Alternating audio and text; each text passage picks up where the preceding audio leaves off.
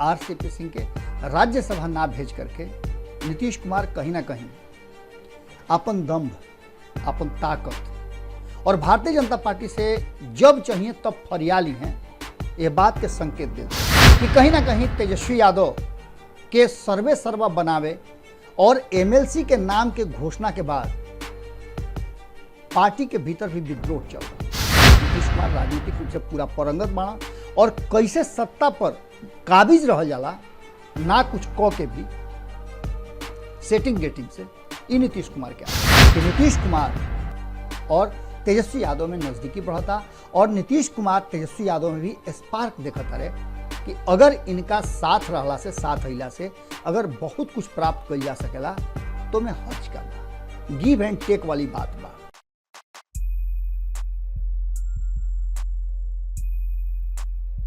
मुश्किल तो भइल बाकी भरम से छुटकारा मिलल।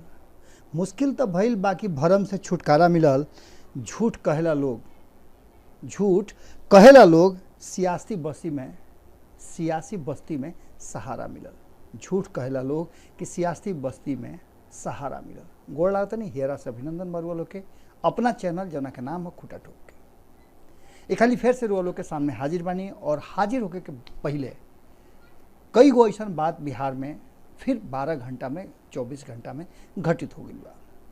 पहला तो जातीय जनगणना के लेकर के जौन रुआ लोग से बात कर ले रही कि कहीं ना कहीं नीतीश कुमार अब अपन तीर तेजस्वी यादव के हाथ में दे दिले बाड़े और इ तीर दे करके नीतीश कुमार आपन गोटी सेट करता और एकरा पूरा इतिहास जौन बा उ पलटे के तैयारी बा। हालांकि आसान नहीं है इतिहास के पलटल, ओकरा खातिर बहुत मेहनत, बहुत लगन और बहुत कुछ त्यागे के पड़ेला। रुआ याद होई कि पूरी तरह से जब पूरा के पूरा मामला बिहार में दो तरफा हो गई रहे 2020 के चुनाव में, एनडीए वर्सेस महागठबंधन हो गई रहे। महागठबंधन के कई गो दल बाड़े उ साथ छोड़ले रहन, ये सब बात रुआ जानता नहीं। लेकिन बदलल परिस्थिति में आखिर ऐसा काहे होता कि भारतीय जनता पार्टी नीतीश कुमार के कुर्सी पर तो बैठा दिले बा, लेकिन ना तो भारतीय जनता पार्टी संतुष्ट बा और ना नीतीश कुमार संतुष्ट बाड़े। हालांकि गठबंधन में ये होला कि संतुष्ट एक दूसरा से लोग ना होला, लेकिन एकर मतलब ये कहीं से नहीं बुझात कि इस सरकार 24 साल माफ करब 2024-25 तक कंटिन्यू करी।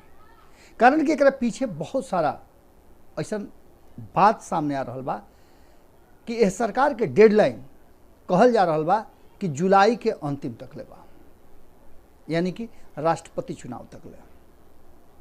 भारतीय जनता पार्टी नीतीश कुमार के साथे तब तक ले रही। ये पूरे बात में एक बात कहल जा रहा बा कि खेला होई बरियार हो गई बा पूरा तैयारी। एकरा खातिर जो नहीं पूरा चर्चा चल रहा बा, ए चर्चा में रुआ सुनले हो खब कि जातीय जनगणना में श्रेय लेवे के तैयारी चल रहा बा। तेजस्वी यादव के कहना बा कि हमनी के बहुत लंबा डिमांड रहे, हमनी के मांग रहे, वो पूरा भइल। नीतीश कुमार भी बहुत कुछ ना कहते हुए शॉर्टकट में सब बात कह दिले। लेकिन भारतीय जनता पार्टी इस जातीय जनगणना के लेकर के बहुत सारा सवाल खड़ा कर दिलस। लेकिन बात सिर्फ जातीय जनगणना के नहीं है, जातीय जनगणना के विरोध भी शुरू हो गई बा। सोशल मीडिया पर जबरदस्त ढंग से चल रहा बा कि सिर्फ नीतीश कुमार अपन 17 साल के जो कुशासन रहल और लालू प्रसाद के 15 साल के कुशासन के कहीं ना कहीं तोपे खातिर इन नया सगुफा छोड़ने वालों। अब एक पूरे विषय पर जातीय जनगणना के लेकर के समाज के खास करके कहे वाला कह रहा बा कि हिंदू समाज के अलग अलग खाना में बांट करके कहीं ना कहीं यह देश के साथ अन्याय कल जा रहा बा और एक अन्याय के करे वाला में नीतीश कुमार के भी नाम सबसे ऊपर में लिखा है। भारतीय जनता पार्टी के जौन चिंता बा ई बा कि कहीं बाहर से आवे वाला लोग के भी एमें नाम मत जुड़ जाओ, जौना से कि देश के लोग के, बिहार के लोग के अधिकार के हनन होके। स्पष्ट तरीका से मीटिंग से निकलला के बाद जब संजय जायसवाल बात कहले कि यह बात के ध्यान रखल जाओ कि रोहिंग्या और बांग्लादेशी लोग इनमें शामिल मत हो सके। हालांकि यह बात के कितना ज़्यादा यहाँ तक ले कहल जाला घुसपैठ बहुत ज़बरदस्त हो गई बा, गांव के गांव जौन बा बस गई बा, एकरा के कहीं ना कहीं प्रश्रय देवे में वो लोग के भी हिस्सेदारी बा जौन की वोट के राजनीति करेले और वोट के राजनीति खातिर ही सब कुछ हो रहा बा। लेकिन बात एकरा से आगे बढ़ गई बा। एक धक्का नीतीश कुमार भारतीय जनता पार्टी के दे चुकल बाड़े। आरसीपी सिंह के राज्यसभा ना भेज करके नीतीश कुमार कहीं ना कहीं अपन दम्भ, अपन ताकत और भारतीय जनता पार्टी से जब चाहिए तब फरियाली हैं, ये बात के संकेत दे दिले बाड़े। एकरा बाद अभी एकरा से भारतीय जनता पार्टी उभरल ना रहा कि तुरंत जातीय जनगणना खातिर डेट तय कर दिले और ये सब प्लानिंग वे में हो रहा बा। कहीं ना कहीं ये पूरा पटकथा लिखाइल बा।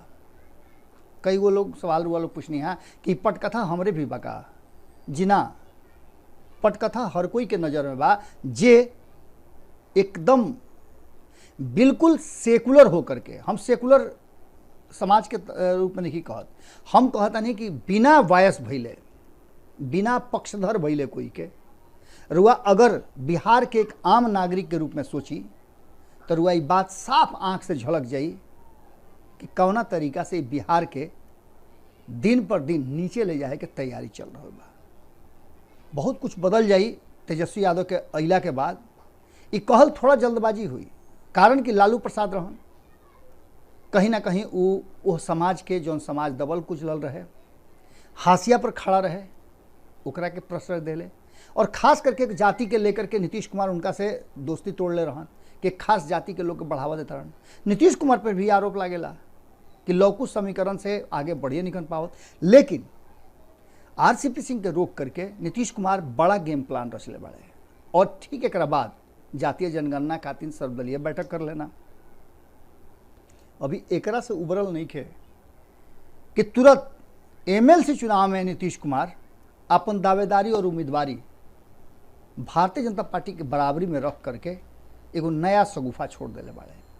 और वह पता बा कि एमएलसी के 7 गो सीट खाली होता, जौना में 5 गो सीट जदयू के कोटा वाला बा जौन की खाली हो रहा बा। एक आंकड़ा भी वो लोग बतैले रही कि 5 गो सीट में जहां एक तरफ मोहम्मद कमर आलम बाड़न, ओजे गुलाम रसूल बलियावी बा, रोजीना नाजिस बाड़ी, रणविजय कुमार सिंह बाड़न और सीपी सिन्हा बाड़न, जिनका के चंद्रशेखर सिन्हा भी कहल जाला। ये 5 लोग के जदयू से पूरा हो रहा बा कार्यकाल। एकरा मतलब कि जदयू के कहीं ना कहीं प्रतिनिधित्व घटे के स्थिति बा। ओजे 2 गो सीट जो शेष बा उनमें एगो भारतीय जनता पार्टी के बा और एगो मुकेश सहनी वाला बा। एक सीट के खाली भइला में कहीं ना कहीं नीतीश कुमार के घाटा हो रहा बा और नीतीश कुमार ओकरा के कंपनसेट करे खातिर वक्त देख रहा बा, समय देख रहा बा और दोस्ती देख रहा बा। विजेंद्र यादव जौन की ऊर्जा मंत्री भी बड़ा, वो बाहर निकल के कहले और इस सुगबुगाहट बहुत पुरान बा। एक पहले रुआ लोग के बतैले रही भारत लाइव पर वो देख सकीले कि कौना तरीका से उपेंद्र कुशवाहा फिर एक बार मेन फ्रेम में आ गई बड़े। उनकर बात रुआ के बताई, लेकिन पहले विजेंद्र यादव के बात सुन ली। विजेंद्र यादव साफ तरीका से भारतीय जनता पार्टी के चेकमेट कर दिले बाड़े कि जौन सीट बा 4 गो हमनी के खेमा में आवता, 7 गो में से 3 गो जा रहा बा महागठबंधन के तरफ। ओजा रार चलता, ओकरो बारे में रुआ लोग बताई। लेकिन असल घमासान विजेंद्र यादव के बयान के बाद अब एनडीए में शुरू हो गई बा। ओजे दूसरा तरफ मुंह पिचा के बैठल बड़ा जीतन राम मांझी कि भाई हम तो इन लोग के सरकार के सहारा देले बानी, हमरे पर इन लोग के सरकार चल रहा बा और हमरा के कैसे छोड़ देबो। उनका भी दानिश रिजवान के भेजे के बा या फिर अपना बहू के भेजे के बा। वो तैयारी लंबा समय से कर रहा बा। देखले रुआ कि राज्यसभा में भी वो अपन हिस्सेदारी दावेदारी कर लेना। और एक में सबसे बड़का बात बा कि आंकड़ा जौन बा 243 गो विधानसभा वाला में उनमें 1 सीट खातिर 31 गो विधायक के वोट चाहिए। तो मामला जहां एक तरफ भारतीय जनता पार्टी का फंस जाता कि 3 गो सीटों कर बड़ुए, अब 3 सीट में 1 सीट तो कंफर्म नजर आ रहा बा कि कहीं ना कहीं भारतीय जनता पार्टी के तरफ से जदयू के मिल जाई, लेकिन 3 गो सीट में से 1 गो सीट लेवे खातिर ई बयान जदयू के तरफ से दिहल ए बात के तरफ इशारा करता कि भारतीय जनता पार्टी के साथ कोई समझौता करे खातिर तैयार नहीं है। समझौता अंततः भारतीय जनता पार्टी के करे के पड़ी। और कैसे समझौता हुई तो रुआ समझ ली कि 75 गो 3 गो 74 गो 3 गो 77 गो सीट उनका लगे बा, 62 गो सीट उनका चाहिए 2 गो अपना भेजे खातिर। शेष जो सीट बचता अगर ओकरा के जोड़ दिया हुए ने तो नीतीश कुमार भी 1 गो सीट और एक्स्ट्रा ले सकता है, यानी कि 1 की जगह पर 2 हो सकता, यानी मामला 4 में से 2 के हो जाए। अब ये स्थिति पर भारतीय जनता पार्टी कितना अपना के झुकाई ये देखे वाला बात हुई। लेकिन सबसे बड़ बात बा कि जहां एक तरफ उन्हें झमेला चल रहा बा, उजे दूसरा तरफ 3 गो सीट पर अपन उम्मीदवार घोषित करे वाला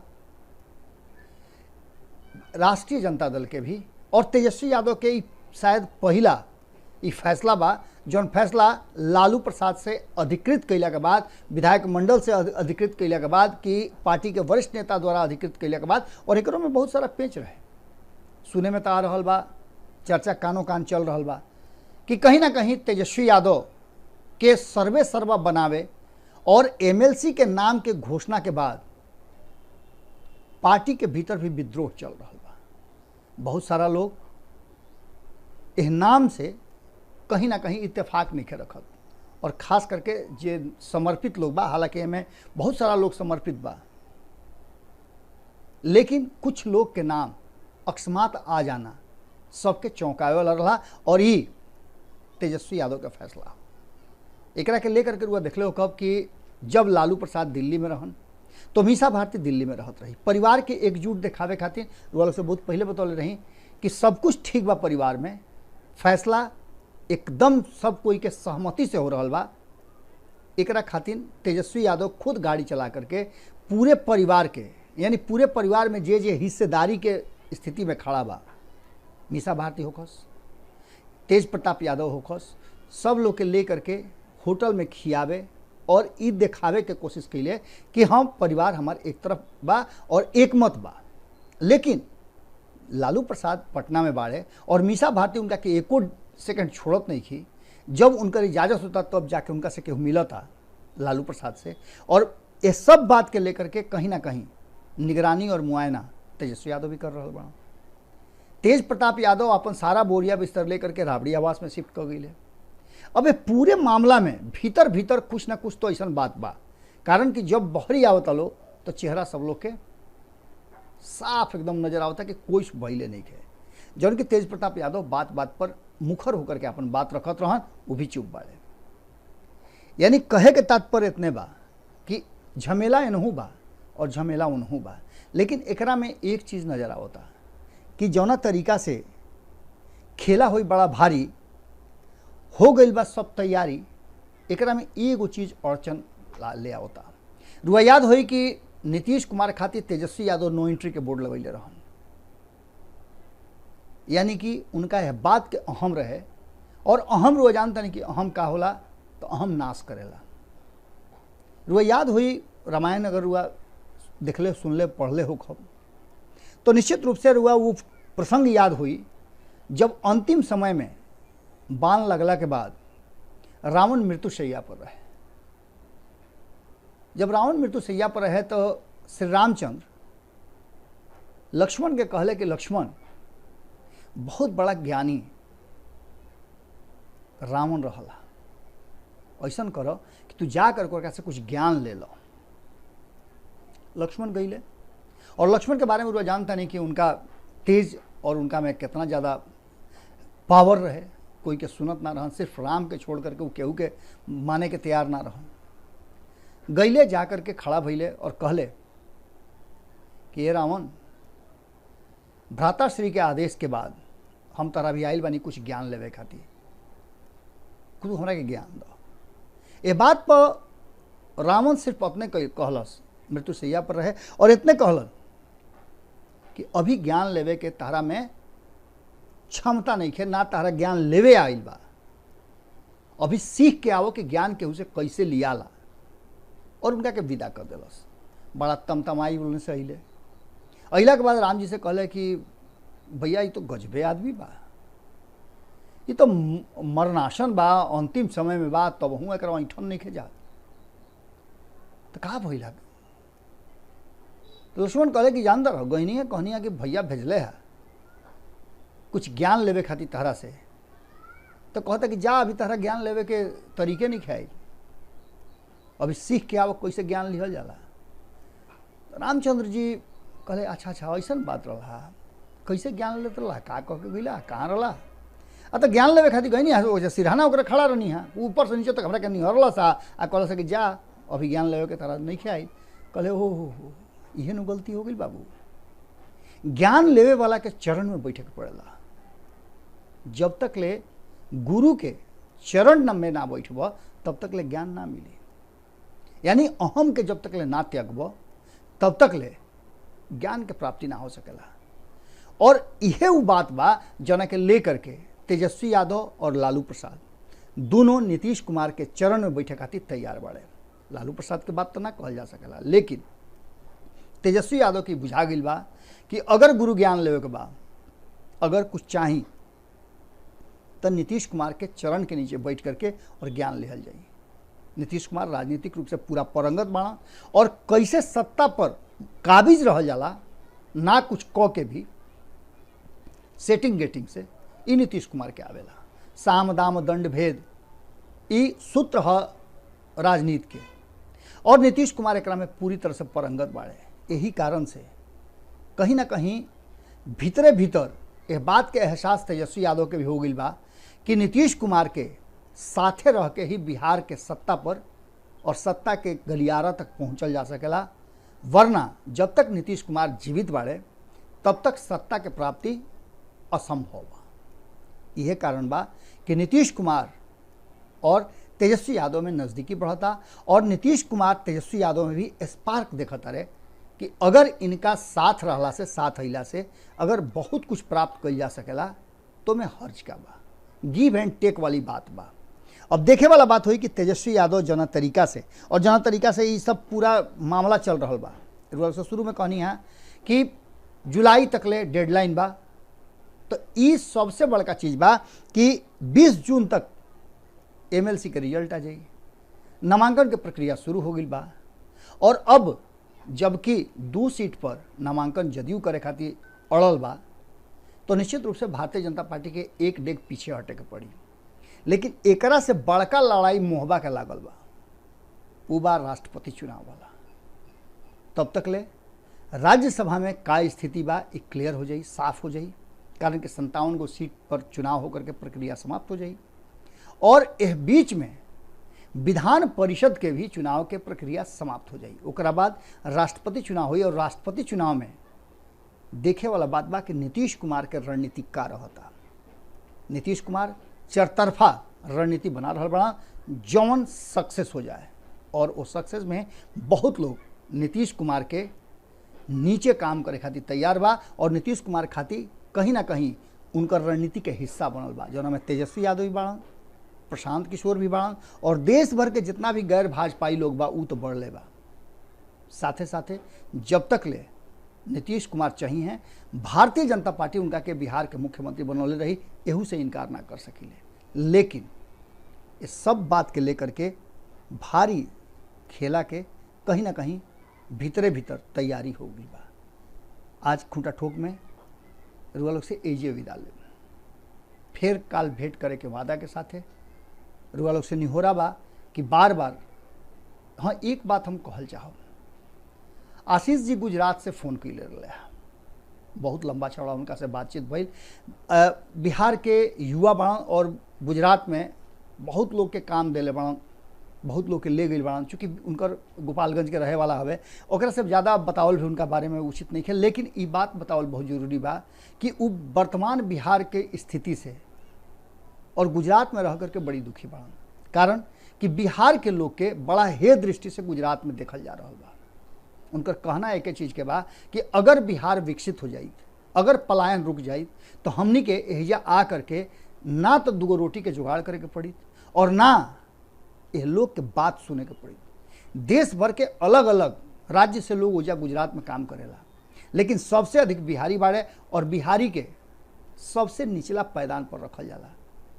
आशीष, हम आशा करब कि बिहार और बिहार के सरकार तहार बात सुने और जरूरत पड़े तो तारा सम्मान खातिर भी, जौन कि नीतीश कुमार के कहना बा कि कहीं भी बिहारी रहे ओकरा सम्मान दिलवावे के कोशिश करब, तो निश्चित रूप से सम्मान मिली और बिहार के सूरत भी बदली। कारण कि युवा बिहार बनावे खातिर, और बिहार में युवा के संख्या सबसे अधिक बा, ये चलते हर युवा के सोचे के पड़ी कि कौना कारण से, हर वोटर के सोचे के पड़ी कि का ऐसा गलती हमरा से हो रहा बा जौना के लेकर के बार बार हम पीछे मुड़ के देखतानी, कभी आगे बढ़े के कोशिश नहीं करत। गोड़ लागत।